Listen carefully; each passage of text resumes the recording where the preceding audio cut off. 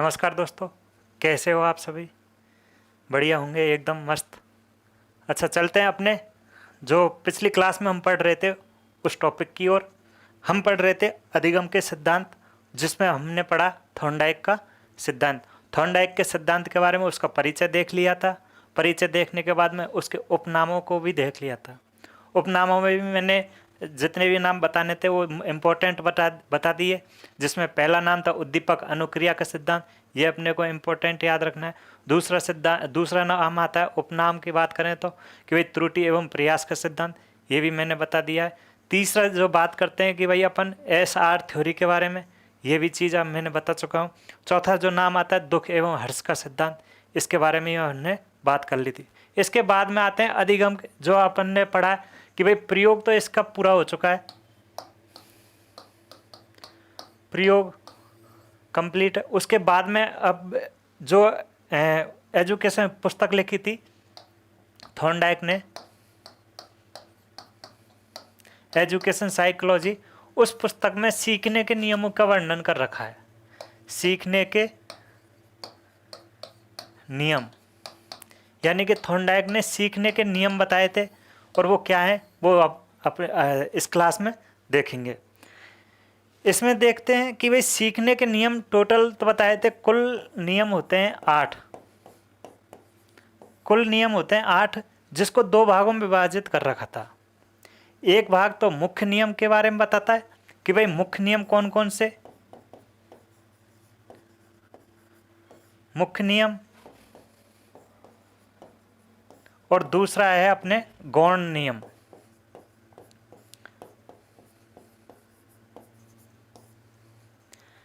मुख्य नियम अगर परीक्षा में पूछा जाए थॉर्नडाइक के कुल कितने नियम है, कि भाई 8 नियम है। मुख्य नियम कितने, कि मुख्य नियमों में आते हैं 3 और गौण नियम होंगे 5। आगे बात में कुल नियम के बारे में पूछा जाए तो कितने, 8। मुख्य नियम कितने, कि 3। गौण नियम कितने, कि 5। अब जो मुख्य नियम है, इनमें पहला नियम कौन कौन सा है, कि एक तो है तत्परता का सिद्धांत, तत्परता का नियम।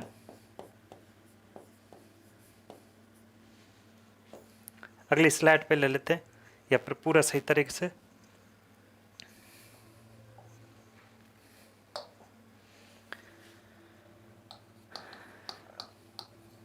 सीखने के नियम 8 बताए। 8 में 2 भागों में विभाजित कर दिया 8 को। एक तो हो गया अपने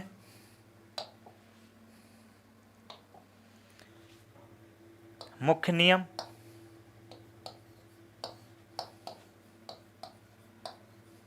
और दूसरा हो गया गौण नियम।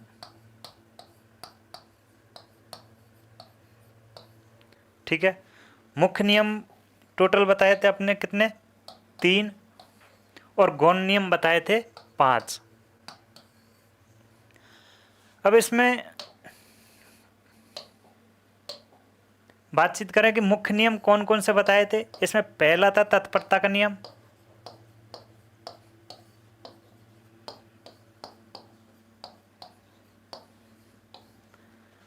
दूसरा नियम बताया था इसमें अभ्यास का नियम, अभ्यास का नियम, तीसरा नियम बताया था अपने प्रभाव का नियम।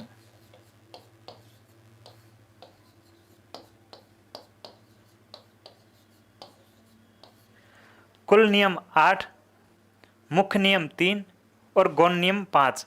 अब मुख्य नियम 3 थे, उनमें पहला नियम है तत्परता का नियम, दूसरा नियम अपने अभ्यास का नियम, और तीसरा नियम आ जाता है अपने इसका प्रभाव का नियम। तत्परता के नियम, इन तीनों ही नियमों का क्रम भी यही रखा जाता है कि भाई पहले तत्परता आ जाएगी, उसके बाद में अभ्यास आएगा, फिर प्रभाव पड़ेगा। अगर इसका एग्जाम में भी पूछा जाए तो क्रम भी यही रहेगा। उसके बाद में गौण नियम आते हैं। गौण नियमों में पहले देखते हैं कि प्रतिक्रिया का नियम, प्रतिक्रिया,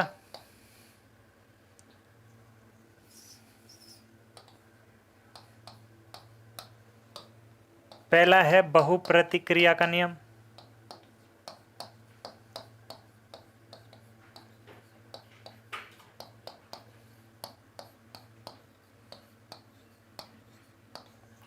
दूसरा नियम आता है आंशिक प्रतिक्रिया का,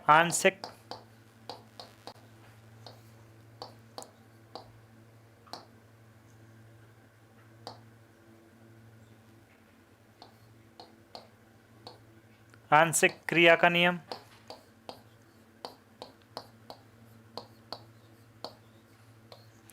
तीसरे नियम की बात करें तो मानसिक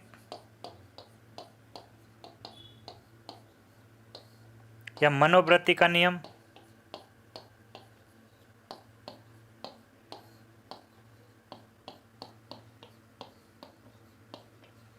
मनोवृत्ति का नियम। चौथे नियम की बात करते हैं तो अपन साहचर्य, साहचर्य,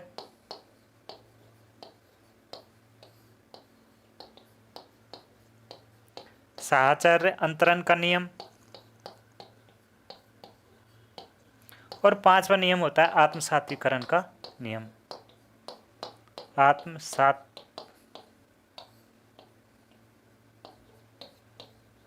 आत्मसातीकरण का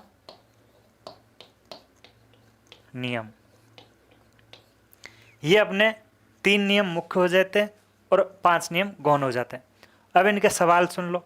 सवाल ज़्यादातर इनसे पूछा जाता है, जैसे कि निम्न में से मुख्य नियम नहीं है, निम्न में से मुख्य नियम नहीं है, तो उसमें 3 तो ये दे देगा, 1 ही ये दे देगा। तो पूछा क्या है, मुख्य नियम नहीं है तो ये नहीं है। या फिर निम्न में से मुख्य नियम है तो 3 ऑप्शन तो इसका दे देगा, बहुप्रतिक्रिया का नियम, आंशिक प्रतिक्रिया का नियम और आत्मसातीकरण, और चौथा दे देगा तत्परता का नियम। ये चीज़ आ गई तो अपने तत्परता का नियम हो जाएगा। अगला प्रश्न पूछ सकता है कि कौन सा मुख्य नियम है या फिर कौन सा नहीं है, या फिर अपने को इसके बारे में पूछ लेगा कि भाई मुख्य नियम कितने। ज़्यादातर सवाल यही बनता है कि मुख्य नियम कौन कौन से हैं। एक नियम अलग से दे देगा, तीनों के ये दे देगा। उसके बाद में आते हैं कि अभ्यास के जो नियम है। अगली बात करते हैं कि जो अभ्यास का जो नियम है,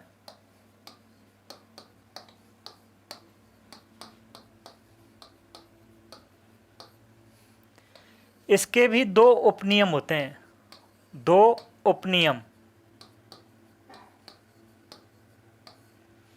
इसके भी 2 उपनियम होते हैं।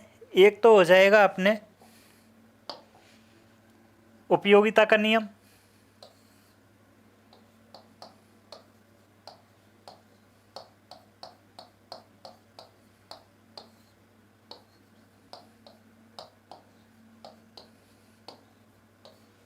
और दूसरा हो जाएगा अपने अनुपयोगिता का नियम।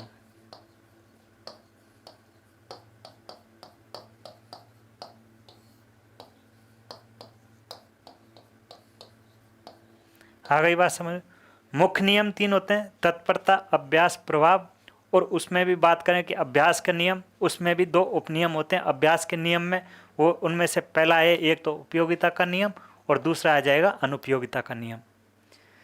एक बार किसी एग्जाम में ये सवाल भी पूछा गया था कि निम्न में से मुख्य नियम नहीं है।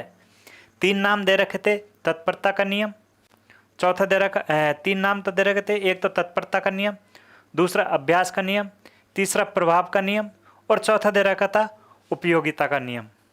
तो उपयोगिता का नियम मुख्य नियम न होकर के उपनियमों के अंदर आता है, तो अपने आंसर ये हो जाएगा। नहीं के बारे में पूछें तो ये हो जाएगा। उसके बाद में अगले बात करते हैं कि भाई प्रभाव का नियम क्या है। एक सवाल देखा, एक भाग देखा था प्रभाव का नियम। अब जो ये नियम है इसके भी 2 उपनियम होते हैं, 2 उपनियम। एक तो हो जाएगा अपने संतोष का नियम, 2 उपनियम होते हैं। एक तो हो जाएगा संतोष का नियम या संतुष्टि बोल सकते हैं, संतुष्टि का नियम। ठीक है। और दूसरा हो जाता है अपने असंतोष का नियम, असंतोष या असंतुष्टि या असंतुष्टि।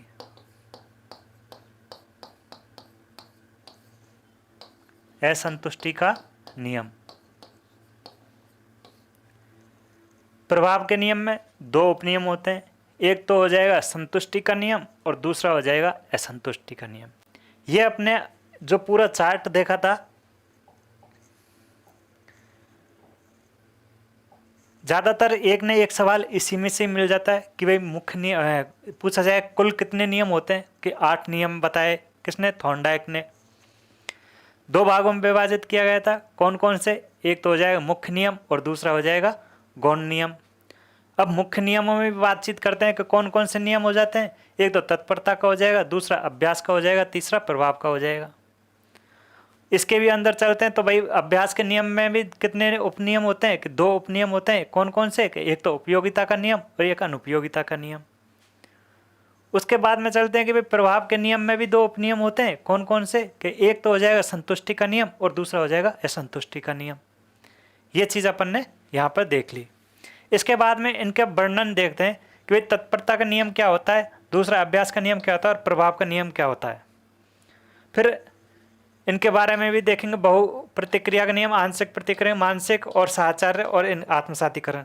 इन चीज़ों, इनके नियमों के बारे में पढ़ेंगे अब।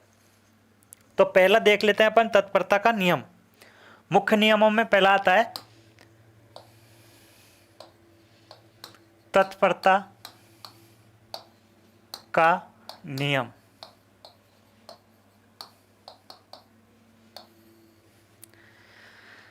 यदि अधिगमकर्ता सीखने हेतु स्वयं तैयार हो, यदि कोई अधिगम करता है, वो किसी काम को सीखने के लिए अपने मन से तैयार हो, तब तो सीखने वाली विषय वस्तु आसानी से सीखी जा सकती है, अन्यथा उसे सिखाया नहीं जा सकता।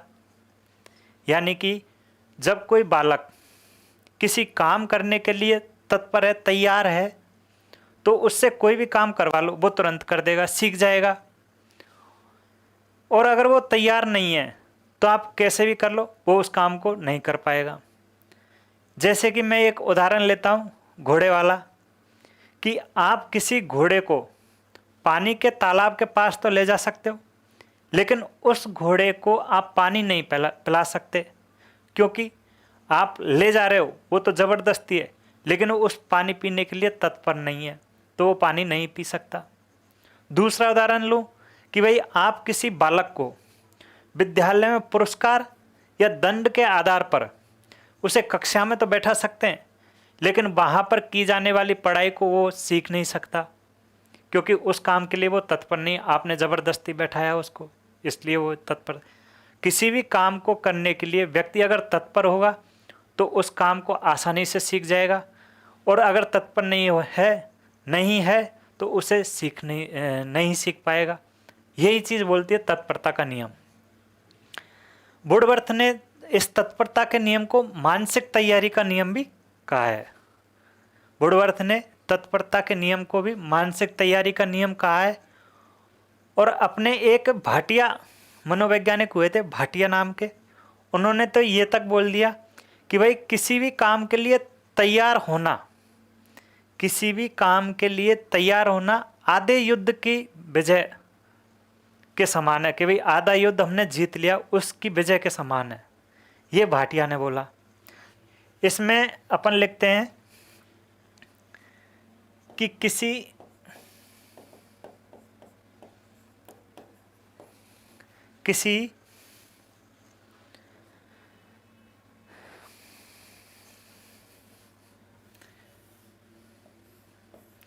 यदि कोई अधिगम करता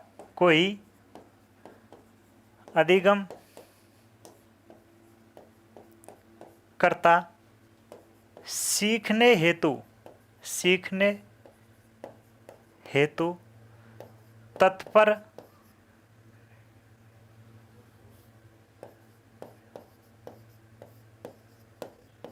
है, तो उसे तो उसे तत्पर है तो वह अधिगम शीघ्र कर लेगा, और यदि वह तत्पर नहीं है, और यदि वह तत्पर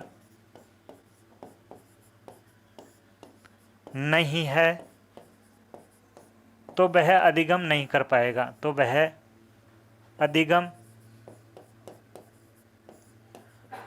नहीं कर पाएगा।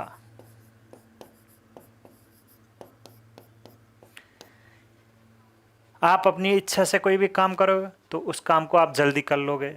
सीधा सा अगर इसके सीधी भाषा में बातचीत करें कि आपसे अगर कोई कुछ नहीं कहे, आपके मन में किसी काम को करने की इच्छा है तो आप उस काम को सही सही कर दोगे, और यदि आप पर किसी ने दबाव डाला तो आप उस काम को नहीं कर पाओगे। अगर करोगे तो कोई गारंटी नहीं है कि वो सही होगा या गलत, बेमन से आप काम करोगे। तो वही चीज़ है, अगर आप तत्पर हो सीखने के लिए किसी भी चीज़ को तो आप जल्दी सीख लोगे, और अगर तत्पर नहीं हो तो अधिगम देरी से होगा, और कोई ज़रूरी नहीं हो भी जाए और नहीं भी हो। एग्जाम्पल में देखेंगे कि किसी प्यासे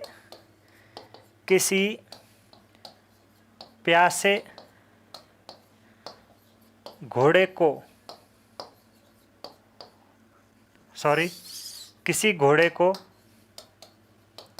किसी घोड़े को तालाब के पास तालाब तक ले जाया जा सकता है,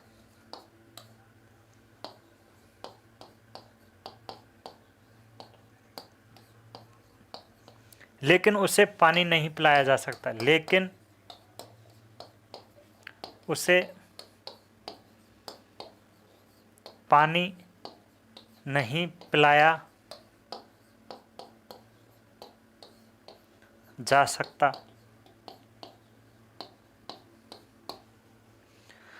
दूसरा बच्चे से संबंधित ले लेते हैं। बच्चे को जबरन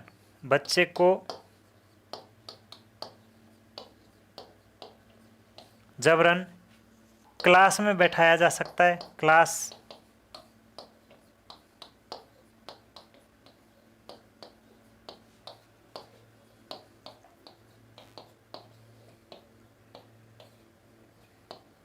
लेकिन जबरन अधिगम नहीं कराया जा सकता, जबरन सिखाया नहीं जा सकता, सिखाया नहीं जा सकता। आ गई बात समझ में? ये अपने होता है तत्परता का नियम। उसके बाद में दूसरे नियम की बात करते हैं, अपने प्रभाव का नियम, माफ करना, अभ्यास का नियम। दूसरा नियम आता है अपने अभ्यास का नियम।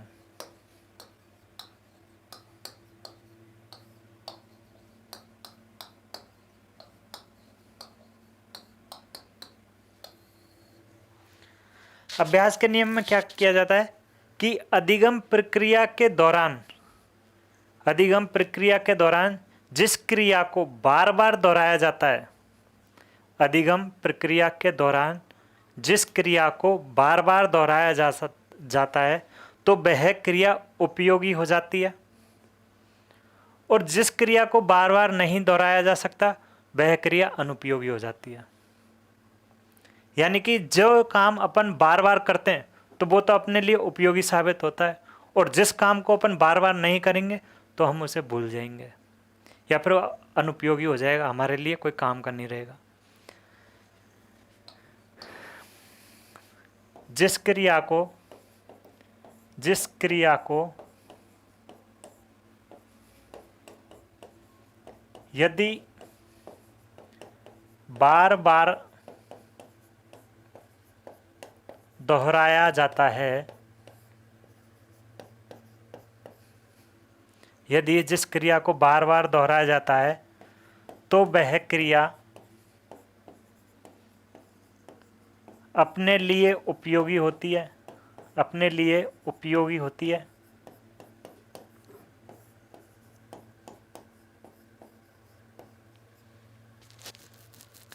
लेकिन उस क्रिया को छोड़ दिया जाए, लेकिन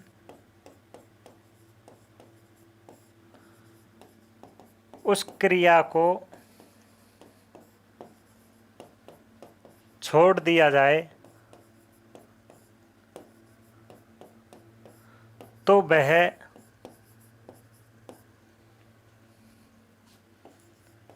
अपने लिए अनुपयोगी हो जाएगी, अनुपयोगी हो जाएगी।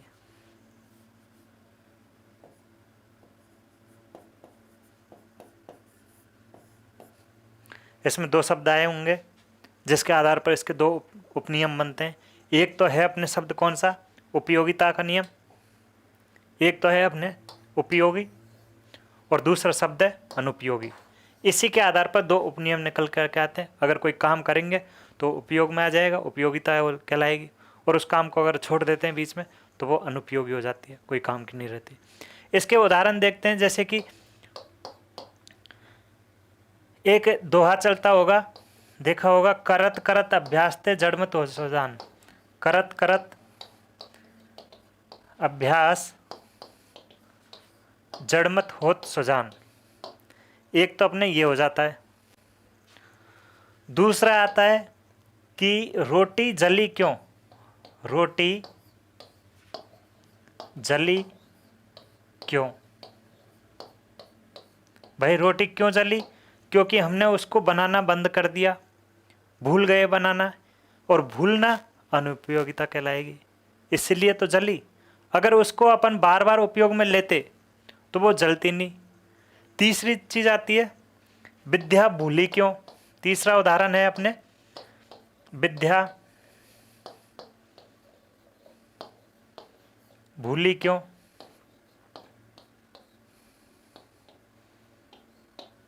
क्योंकि अपने पढ़ाई बंद कर दी इसलिए भूल गए। ठीक है, ये अपने अभ्यास के नियम में आ जाएंगे। अभ्यास के नियम में एक चीज़ और आती है कि भाई टाई बांधना। एक उदाहरण देखा होगा आप लोगों ने, कभी कभी एग्जाम में भी पूछ लिया जाता है एक आध बार कि भाई टाई बांधना किस नियम पर आधारित है। टाई बांधना किस नियम पर आधारित है, अभ्यास के नियम पर,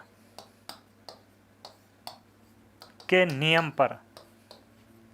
क्योंकि अगर अपन लगातार टाई बांधते रहेंगे तो वो अपने लिए उपयोगी होगा, लेकिन टाई जब बांधना बंद कर देंगे और कुछ समय बाद, जैसे साल 6 महीने बाद में अगर टाई बांधेंगे तो अपन टाई बांधना नहीं जानते, भूल गए टाई बांधना, तो वो अनुपयोग।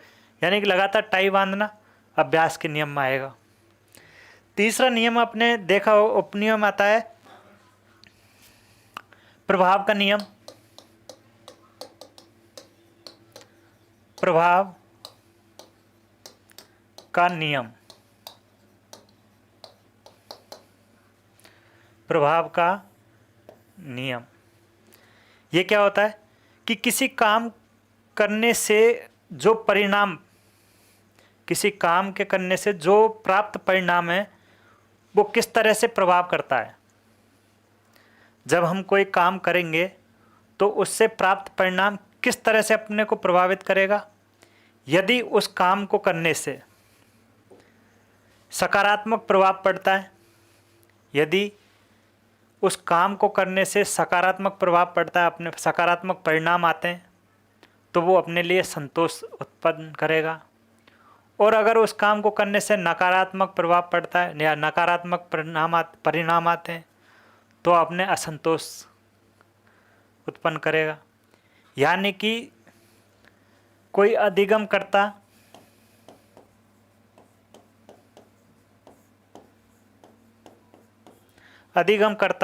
किसी कार्य को करने के लिए, किसी कार्य को करने से प्राप्त परिणाम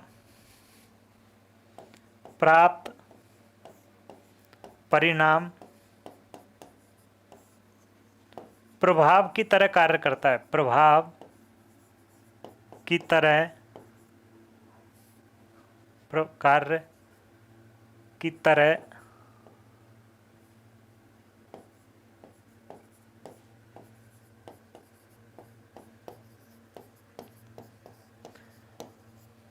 करता है। यदि प्राप्त परिणाम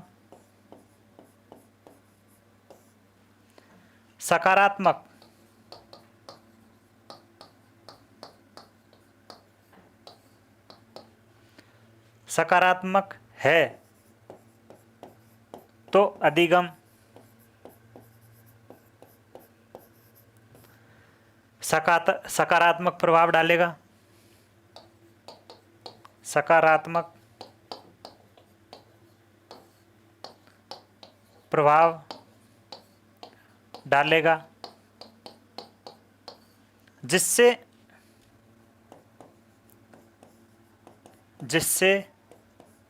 हमें संतोष या संतुष्टि की प्राप्ति होगी।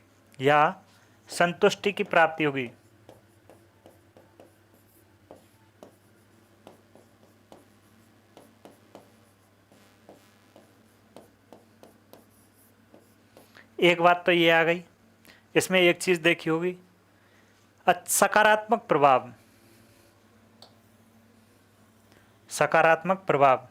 तो क्या हो जाएगा, संतोष। यानी कि अपन ने कोई एग्जाम दिया और एग्जाम में यदि अपन पास हो जाते हैं तो मन संतोष की प्राप्ति होगी, मन को अच्छा लगेगा, तो वो चीज़ प्रभाव डालेगी।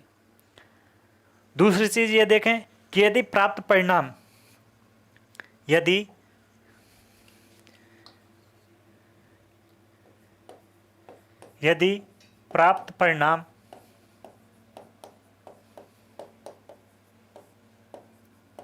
नकारात्मक प्रभाव डालता है,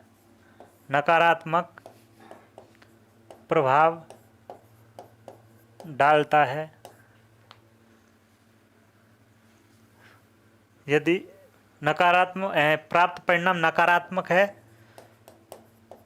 तो वह नकारात्मक प्रभाव डालेगा। नकारात्मक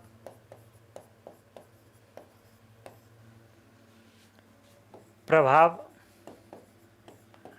डालेगा जिससे असंतोष की प्राप्ति होगी,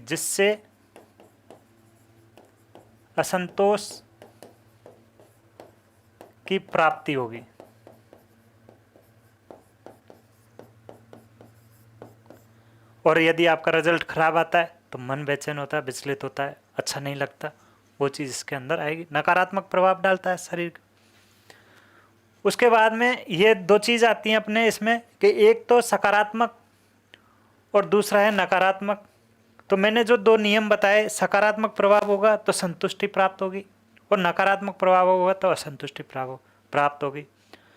तो इस आधार पर इसके दो नियम उपनियम होते हैं। उपनियम बने, एक तो संतुष्टि, पिछली बार बता ही चुका हूँ, एक तो है संतुष्टि। उपनियम आते हैं संतुष्टि और दूसरा होता है असंतुष्टि। इसको संतोष भी बोल सकते हैं, इसको असंतोष भी बोल सकते हैं। तो ये अपने होते हैं अधिगम के मुख्य नियम जो हमने देखे। इसके बाद में अधिगम के गौण नियम आते हैं, वो हम अगली कक्षा के अंदर जो भी अगली क्लास होगी उसमें देखेंगे।